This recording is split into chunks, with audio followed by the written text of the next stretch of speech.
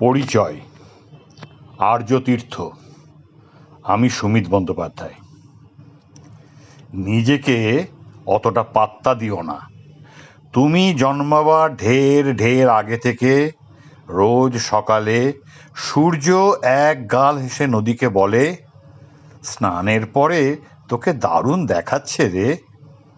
নদীও পারে ঢেউ আছড়ে কপট রাগ দেখিয়ে কলকল করে বলে ওঠে, আধিক্যেতা, কত শতাব্দী ধরে যে একই কথা বলবি।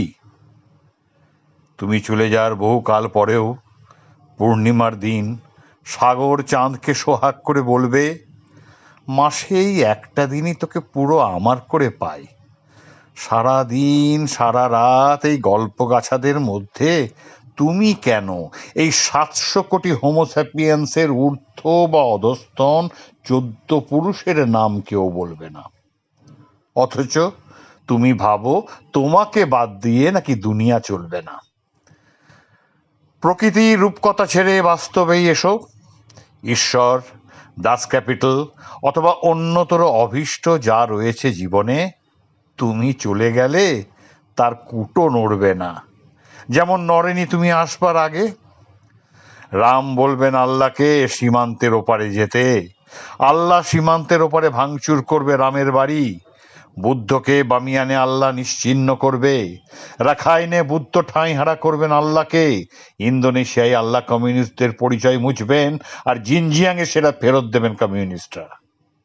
তুমি এসবে ধুনো দাও বা না দাও, ঘাতক বা নিহতদের দলে হও, কিংবা নিতান্ত নির্বিরোধী চোখ কান মুখ বোঝা লোক, তুমি নেই হলে হবে না কোনো পরিবর্তন কোথাও।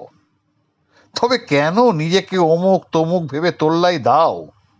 প্রকৃতির কাছে তুমি প্রজাতি, ধর্ম বা ইজমের কাছে তুমি দ্বিধাহীন অনুসারী, দেশের কাছে স্রেফ পঞ্জীভুক্ত কিছু সংখ্যা যা মুছে গেলে ভরাট করতে লহমা লাগে। শুধু যে হাতগুলো তোমায় বড় করে, যে হাতেরা এগিয়ে এসে তোমার হাত ধরে, আর যে হাতগুলো ধরে তুমি হাঁটতে শেখো, তাদের কাছে তুমি এক অটল অস্তিত্ব, যার থাকা না থাকায় পৃথিবী বদলে যায়। সারা যদি দিতে চাও বাইরের ডাকে, সেই সব মুখ যেন তোমাকে ভাবায়।